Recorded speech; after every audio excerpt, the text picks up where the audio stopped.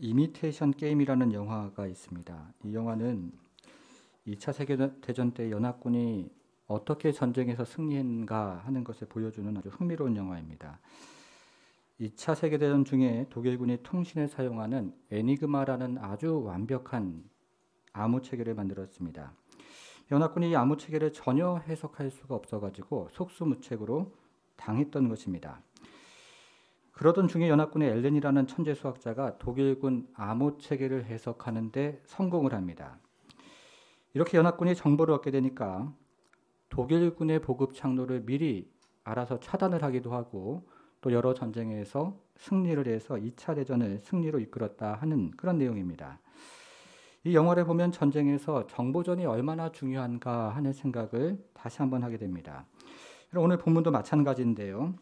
오늘 본문에는 사울의 군대와 다윗의 군대가 쫓고 쫓기면서 정보전을 하는 이야기가 펼쳐집니다. 같이 한번 보겠습니다. 주보 3면에 설교 노트가 있는데요. 같이 한번 보겠습니다. 첫 번째입니다. 첫째는 다윗이 그일라를 구했습니다 하는 내용입니다. 다윗이 그일라라는 마을을 구원했습니다. 오늘 본문은 다윗이 그일라라는 마을을 구원하는 이야기로 시작을 합니다. 1절과 2절을 한번 보겠습니다. 1절과 2절을 다시 한 번만 읽어보겠습니다. 같이 읽겠습니다. 시작.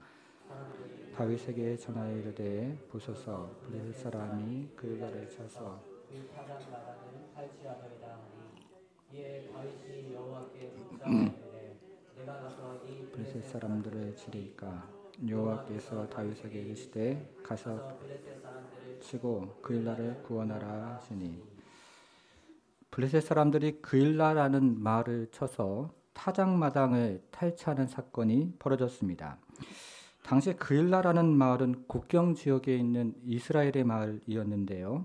이 마을 바깥쪽에 타작마당이 있었습니다. 당시 그일라 사람들은 1년에 한 번 농사를 지어서 그 농작물을 타작마당에 쌓아두었는데 블레셋 사람들이 가만히 기다리고 있다가 바로 그때를 기다리고 있다가 타작마당에 쳐들어와서 그 농작물을 거두어 갔던 것입니다. 아주 못된 도둑놈들이었습니다. 이 소식을 들은 다윗이 이렇게 기도하기 시작했습니다. 하나님, 제가 가서 이 못된 블레셋 사람들을 혼내주는 것이 맞습니까? 아니면 가만히 기다리는 것이 맞습니까? 그러자 하나님께서 이렇게 응답을 하셨습니다. 가서 블레셋 사람들을 혼내주고 그일라 사람들을 구원하거라, 이렇게 말씀을 하십니다. 그런데 문제는 다윗과 함께 하고 있는 사람들의 반응이었습니다. 여러분 3절과 4절을 한번 보겠습니다. 3절과 4절도 같이 한번 읽어보겠습니다. 시작. 다윗의 사람들이 그에게 이르되 보소서 우리가 이르기도 그럴건대 하물며 그일라에 가서 블레셋 사람들의 군대를 치는 일이다 한지라. 다윗이 여호와께 다시 묻자온데 여호와께서 대답하여 이르시되 일어나 그일라로 내려가라. 내가 블레셋 사람들을 내 손에 넘기리라 하신지라. 다윗의 형제들이 이렇게 이야기했습니다. 대장님, 지금 우리는 쫓기는 신세입니다. 만일 우리가 블레셋 사람들을 치러 간다는 소식을 사울 왕이 듣고 사울 왕의 군대가 우리의 뒤를 친다면 어떻게 합니까? 더군다나 블레셋은 잘 훈련된 군인들과 철로 된 무기들을 가진 강력한 군대가 아니겠습니까? 잘못하다가는 사울 왕의 군대와 블레셋 군대의 협공을 받아서 자멸하는 수가 있습니다. 너무나 무모한 작전입니다. 이 이야기를 들은 다윗이 어떻게 합니까? 4절을 보니까요. 다시 여호와께 묻자온데 라고 이야기합니다. 여러분, 이것이 중요합니다. 다시 기도의 자리로 나아가는 것입니다. 혹시 여러분 중에 기도 생활을 못하시는 분이 계시다면 다시 기도의 자리로 나아가야 하는 것입니다. 여러 상황과 여러 이유 때문에 기도 생활을 못하시는 분이 계셔도 다시 기도의 자리로 나아가셔야 합니다. 이렇게 다윗은 다시 한번 응답을 받아서 블레셋 사람들을 물리치고 그일라 사람들을 구원했습니다. 그런데 이 소식을 사울 왕이 듣게 됩니다. 7절에 보겠습니다. 7절에 보니까요. 다윗이 그일라에 온 것을 어떤 사람이 사울에게 알림해 사울이 이르되 하나님이 그를 내 손에 넘기셨도다. 그가 문과 문 빗장이 있는 성읍에 들어갔으니 갇혔도다. 이렇게 얘기를 합니다. 어떤 사람이 사울에게 다윗에 대한 정보를 제공을 했는데요.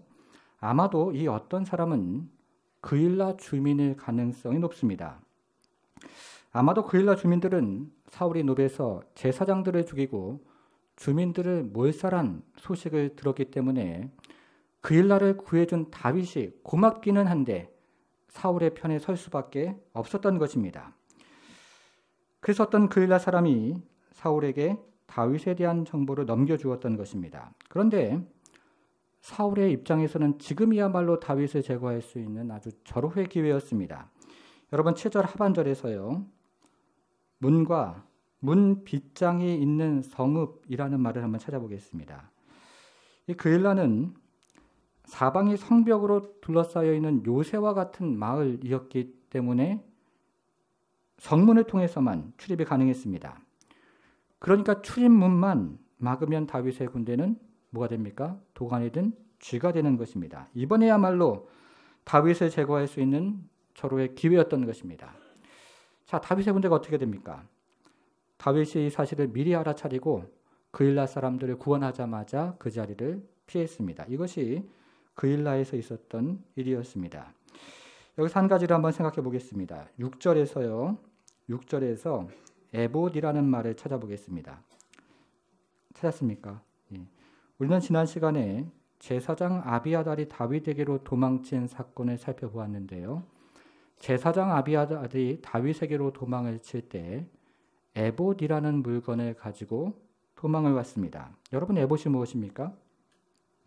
에봇은 대제사장이 입는 조끼와 같은 옷인데요. 무릎까지 온 긴 옷입니다. 이 에봇의 가슴 부분에는 정사각형 모양의 흉패가 있고 이 흉패 안쪽에는 하나님의 뜻을 구별하는 우림과 둠밈이라는 도구가 있습니다. 이 우림과 둠밈이라는 도구는 하나님의 뜻을 구별하는 데 사용하는 도구인데요. 현재까지 남아있는 우림과 둠밈이라는 도구가 없기 때문에 이 도구가 어떻게 생겼는지를 모릅니다. 그리고 이 도구를 가지고 어떻게 하나님의 뜻을 구별했는지도 알 수가 없습니다. 학자들은 이렇게 추측을 합니다. 여러분 영어 표현에 head and tail이라는 표현이 있습니다. 동전을 이렇게 위로 던져가지고요. 손으로 딱 잡았을 때 그게 앞면인지 뒷면인지를 맞추는 것입니다. 아마도 우림과 둠빔을 가지고 그와 같은 방법으로 하나님의 뜻을 구별하지 않았겠는가 이렇게 추측을 하는 것입니다. 그러니까 오늘 본문에서 다윗이 여호와께 물었다 하는 말은 우림과 둠빔을 통해서 여호와께 물었다는 말이고요.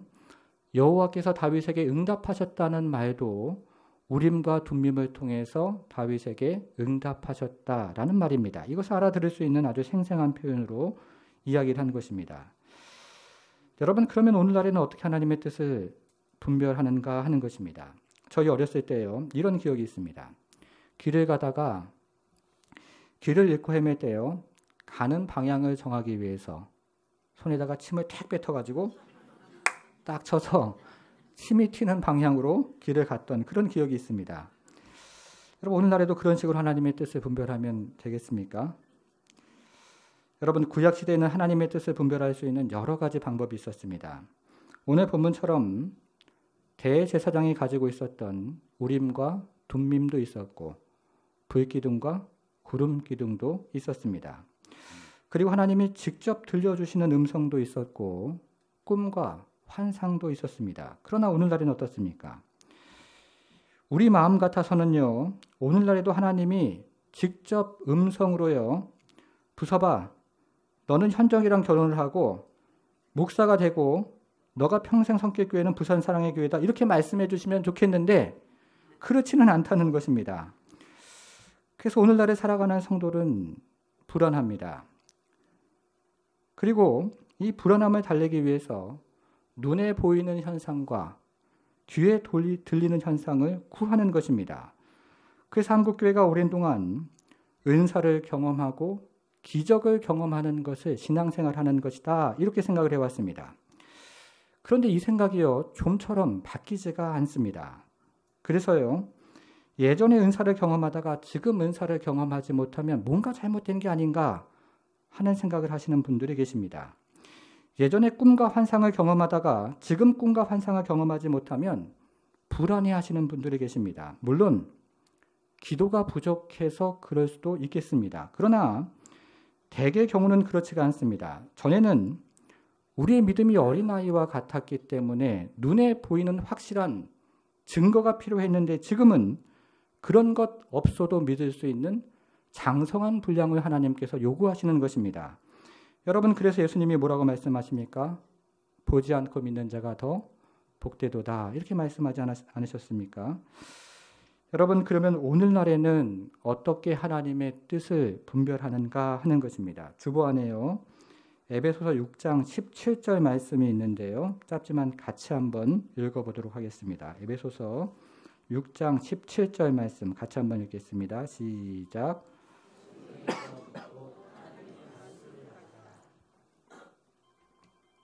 뭐라고 얘기합니까? 성령의 검, 곧 뭐요? 하나님의 말씀을 가지라, 이렇게 얘기합니다. 여기는 두 가지 의미가 있습니다. 첫 번째는 성령이라는 말과 말씀이라는 말의 표시를 한번 해보겠습니다. 무슨 말입니까? 성령의 역사는 말씀을 통해서 일어난다 하는 것입니다. 여러분, 우리가 믿음 생활할 때 자주 저지르는 실수 중에 하나는 성령의 역사와 말씀을 분리하는 것입니다. 성령의 역사는 성령의 역사이고 말씀은 말씀이라고 생각하는 것입니다. 그러나 성령의 역사는 말씀을 통해서 일어나는 것입니다. 두 번째는 검이라는 말의 표시를 한번 해보겠습니다. 이것은 무슨 말씀입니까?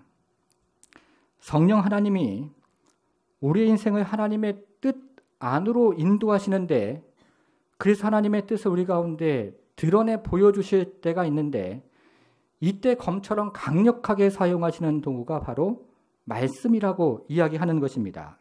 은사가 아닙니다. 기적이 아닙니다. 말씀입니다. 성령 하나님이 우리의 인생을 하나님의 뜻 안으로 인도하시는데, 이때 검처럼 강력하게 사용하시는 것이 신약의 말씀이고 구약의 말씀이라고 이야기하는 것입니다. 그런데 한국교회가 이 훈련이 잘 되어 있지가 않습니다. 30년 신앙생활을 하고 40년 신앙생활을 해도 이 훈련이 잘 되어 있지가 않습니다. 그래서 말씀을 쪽집게같이 꼭 집어주는 목사를 신령한 목사라고 생각을 하고, 은사가 많은 목사를 신령한 목사라고 생각을 합니다. 그리고 목회자들은 은연중에 그런 생각을 조장을 합니다. 한국교회 대부분의 문제는 목회자들의 문제인 것입니다. 여러분, 제자훈련이 무엇입니까? 말씀을 스스로 읽고 스스로 해석하고 스스로 적용하는 것입니다.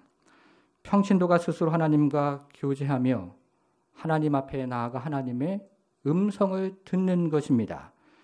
이것은 말씀이 목회자의 전유물이 아니라 말씀을 평신도들에게 돌려주는 것입니다. 이것이 종교개혁의 시작이었습니다. 사제들이 평신도가 알아들을 수 없는 라틴어로 성경을 가지고 있다가 종교개혁자들이 그 말씀을 자국말로 번역을 해서 평신도들에게 돌려주기 시작했던 것입니다. 그래서 평신도가 스스로 하나님 앞에 나아가 하나님 앞에 교제하며, 그리고 그 교제를 통해서 하나님의 음성을 듣고 하나님의 뜻을 분별하기 시작했던 것입니다. 그런데 한국교회가 이 같은 개혁의 정신이 뿌리가 내리지 않았습니다.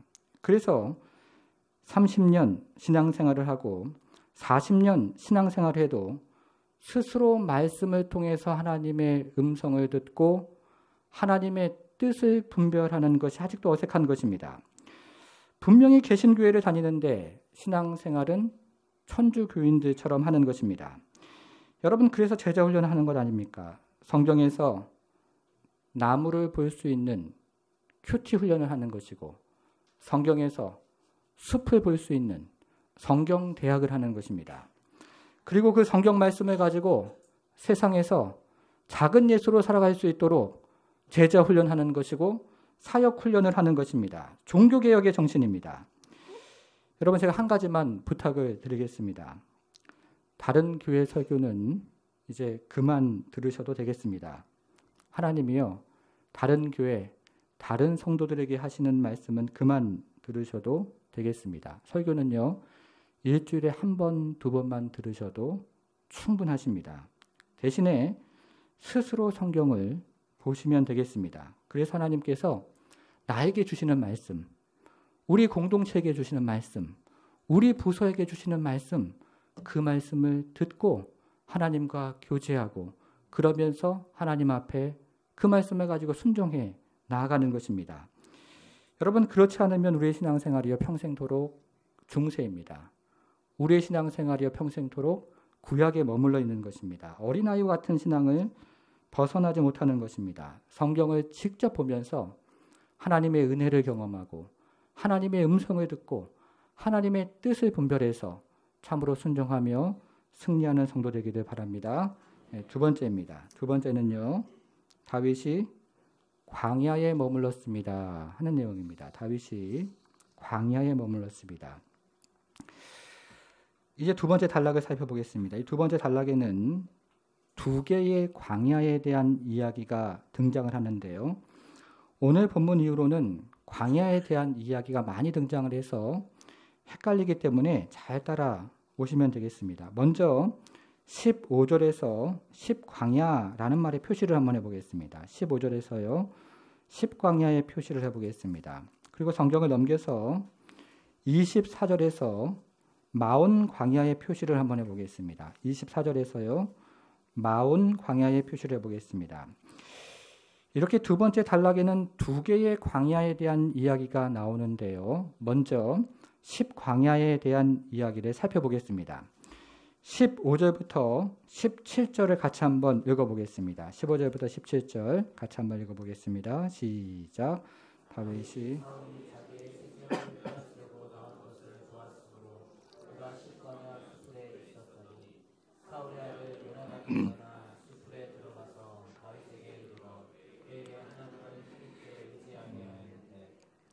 요나단이 그에게 이르기를 두려워하지 말라.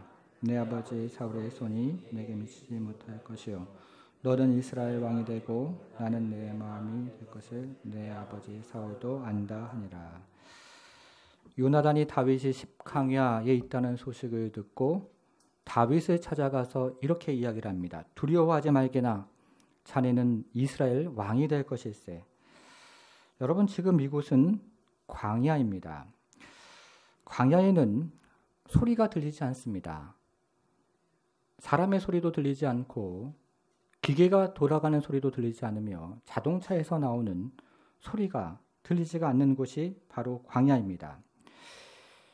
광야에는 다른 소리가 없기 때문에 하나님의 소리가 그래서 더 크게 들리는 것입니다. 여러분, 광야란 그런 곳입니다. 그래서 때로는 우리가 하나님의 소리를 듣지 않기 때문에 하나님이 우리를 광야로 인도하시는 경우가 있습니다. 우리가 너무 하나님의 말씀을 듣지 못해서 하나님이 하나님의 소리를 들려주시기 위해서 광야로 우리를 인도하는 때가 있다는 것입니다. 지금 다윗이 그랬습니다. 만약에 다윗이 왕궁에서 이스라엘 왕이 된다는 소리를 들었다면 다윗이 어땠을까요? 아마 그 마음 가운데 별 감흥이 없었을 것입니다. 어쩌면 당연하다고 생각했을지도 모르겠습니다. 그러나 지금 광야에서 이스라엘 왕이 된다는 소리를 들으니까 이 소리가 그의 마음 가운데 심어지기를 시작한 것입니다. 그리고 영혼 가운데 공명을 울리기를 시작한 것입니다. 광야에서 하나님의 말씀이 들리기 시작했던 것입니다. 이때였습니다. 사울이 다윗에 대한 정보를 듣고 다윗을 잡으러 옵니다. 그래서 다윗이 이번에는 10광야에서 마온 광야로 이동을 합니다. 그 내용이 24절부터 29절에 나오는데요. 이 내용도 다시 한번 같이 읽어보겠습니다. 24절부터 29절 같이 한번 읽어보겠습니다. 시작. 그들이 일어나 사울에게 먼저 다윗과 그의 사람들이 광야 남쪽 광야 아라바에 있더니 사울과 그의 사람들이 찾으러 온 것을 어떤 사람이 다윗에게 아뢰매 이에 다윗이 바위로 내려가 마온 황무지에 있더니 사울이 듣고 마온 황무지로 다윗을 따라가선 사울이 산 이쪽으로 가며 다윗과 그의 사람들은 산 저쪽으로 가며 다윗이 사울을 두려워하여 급히 피하려 하였으니 이는 사울과 그의 사람들이 다윗과 그의 사람들을 에워싸고 잡으려 함이었더라. 전령이 사울에게 와서 급히 오소서 블레셋 사람들이 땅을 침노하나이다. 이에 사울이 다윗 뒤쪽 길을 그치고 돌아와 블레셋 사람들을 치러 갔으므로 그곳을 셀라하나이라 칠하니라. 다윗이 거기서 올라와서 엔게디 이웃에 머무니라. 다윗이 사울을 피해서 마온 광야로 이동을 했는데요. 사울이 이 소식을 듣고 마온 광야로 뒤쫓아왔던 것입니다. 그런데 이 마온 광야에서 상황이 매우 급박하게 돌아갔습니다. 여러분 26절에 보니까요. 사울이 산 이쪽으로 가며 다윗과 그의 사람들은 산 저쪽으로 가며 이렇게 되어 있습니다. 산 하나를 중심으로 사울의 군대는 산 이쪽으로 다윗의 군대를 쫓았던 것이고 다윗의 군대는 산 저편에서 도망을 가기 시작했던 것입니다. 이제 두 군대가 만나는 것은 단지 시간 문제였습니다. 바로 그때였습니다. 저쪽에서 말을 탄 전령이 급하게 사울의 진영으로 들어오더니 지금 블레셋 사람들이 국경을 쳐들어왔다는 소식을 전하는 것이었습니다.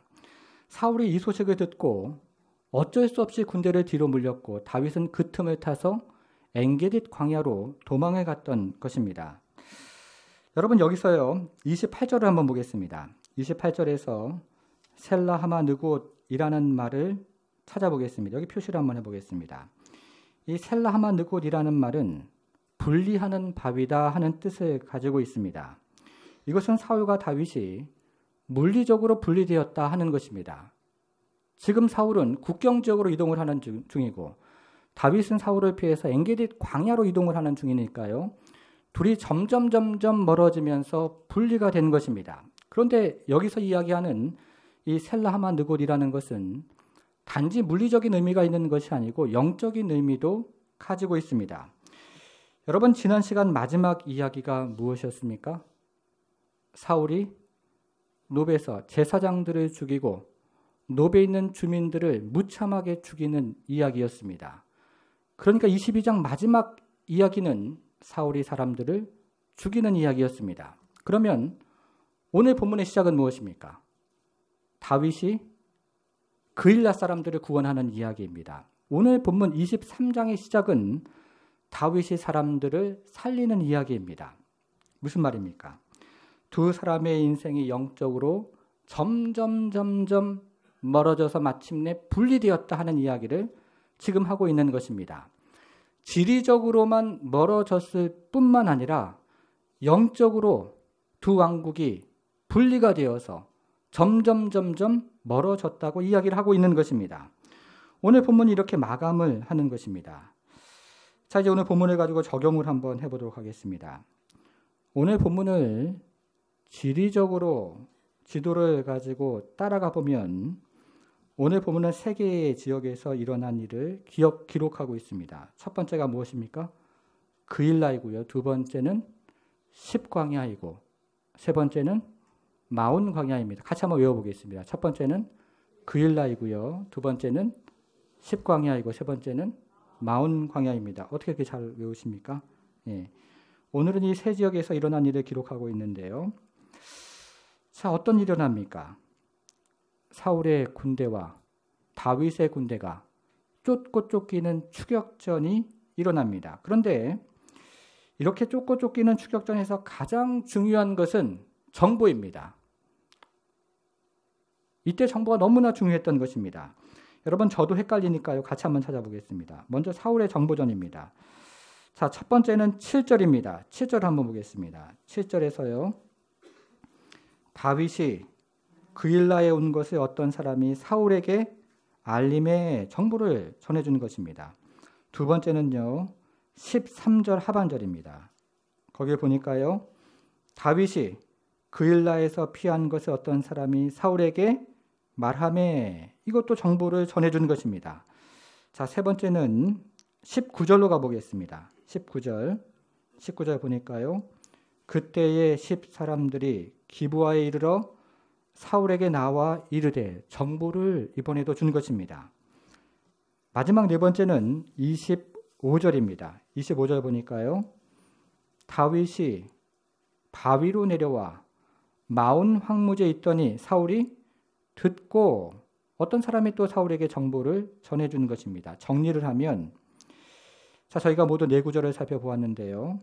앞에 나오는 7절과 13절은 그일라에서 사울이 접한 정보이고, 뒤에 나오는 19절과 25절은 광야에서 사울이 접한 정보입니다. 사울은 이 정보에 따라서 군대를 움직이기도 하고 이 정보에 따라서 군대를 물리기도 했습니다. 사울이 정보에 따라서 움직인 것입니다.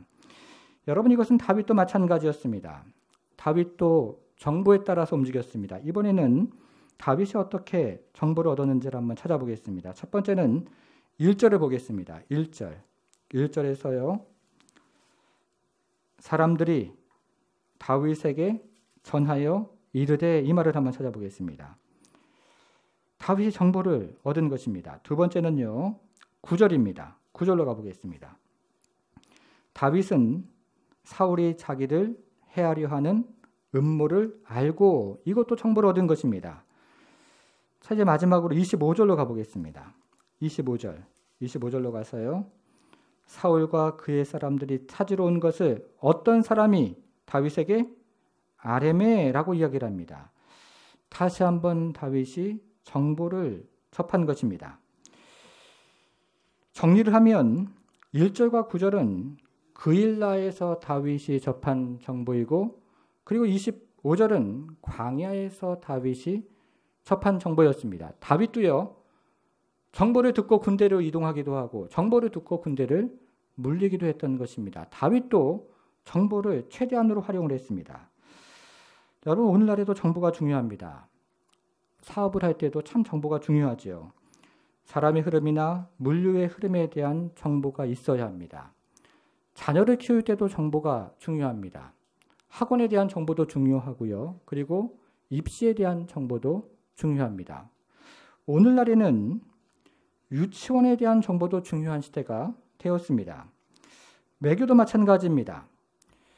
미국이라는 나라는요, 상대 나라의 대통령이 바뀌면 이 대통령에 대한 정보를 수집하는데요, 대통령이 좋아하는 음식에 대한 정보까지 낱낱이 수집을 하는 나라입니다.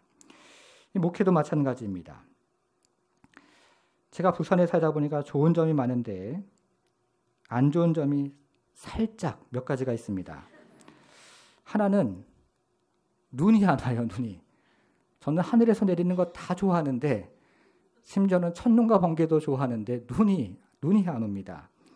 다른 하나는 목회 정보를 접하기가 쉽지가 않습니다.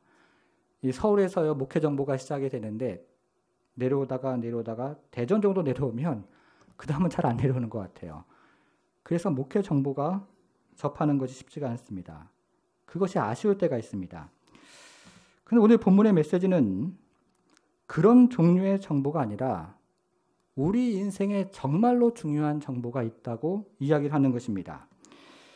여러분, 우리 인생에 정말로 중요한 정보가 있는데, 우리 인생에 정말로 중요한 정보는 그런 종류의 정보가 아니라 하나님께로부터 오는 정보라고 지금 이야기를 하고 있는 것입니다. 다시 한번 몇 구절을 찾아보겠습니다. 먼저 2절을 한번 보겠습니다. 2절에서요. 2절. 이번에 한번 표시를 해보겠습니다. 2절에서 이에 다윗이 여호와께 묻자와 이르되, 여기 표시를 한번 해보겠습니다. 자, 됐습니까? 이번에는 4절로 가보겠습니다.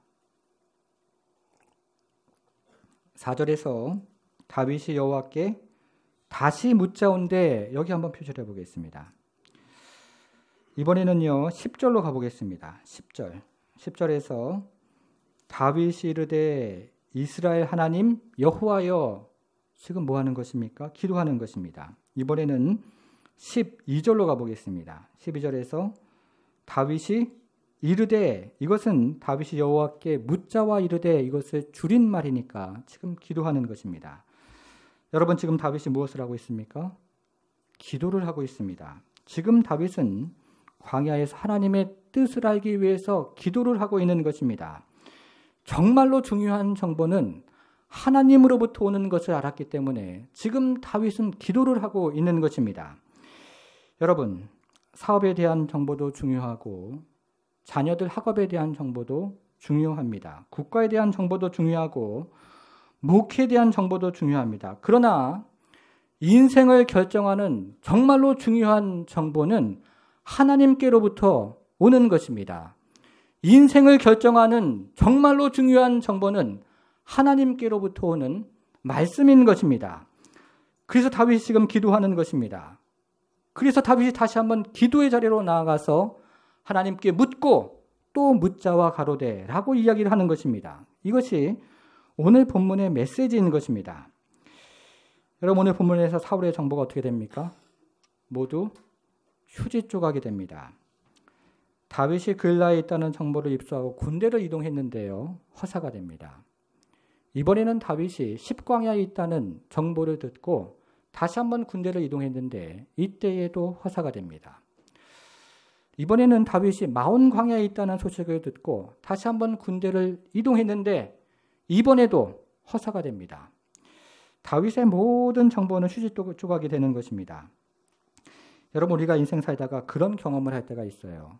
참 수고하고 참 애쓰고 참 노력했는데 허사가 되는 경우가 있다는 것입니다. 그러나 다윗은 달랐습니다.